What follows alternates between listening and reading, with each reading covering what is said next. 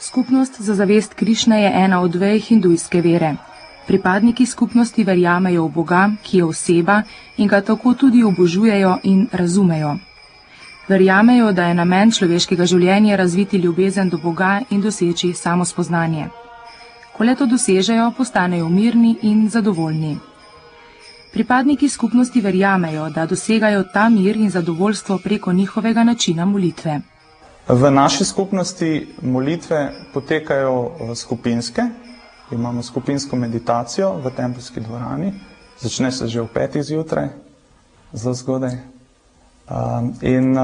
Potem pa poteka zraven tudi individualna meditacija. To je meditiramo oziroma molimo na rožni venec.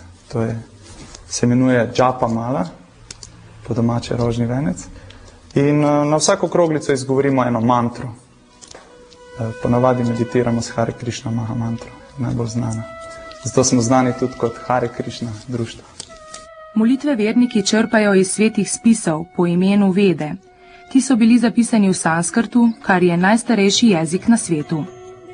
Notri je opisano vse, kdo smo mi kot duša, informacije so o reinkarnaciji, kdo je Bog in proces, kako doseči Boga.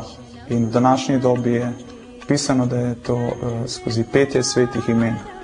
Zato v naši praksi veliko dajemo poudarka na individualno petje svetih imen, meditacijo in pa skupinsko petje svetih imen. Božja sveta imena se ne razlikuje od samega Boga, so na absolutni ravni. Zato lahko mantro znova in znova ponavljamo.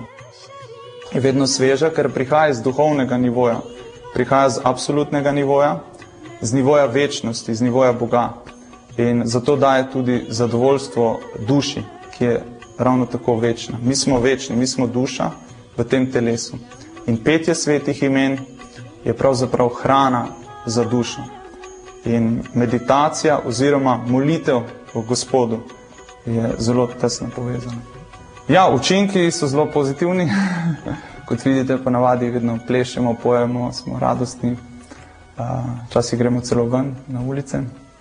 In prvi simptom nekoga, ki poje Hare Krišna Maha mantro, je, da se osvobodi vseh negativnih umskih stanj, da postane zadovoljen, srečen in vse negativne stvari iz srca postopoma izginejo. Kajti naš glavni problem ni zunani, ponavadi vedno kažemo na druge, ampak 3 prsti pa na nas kaže.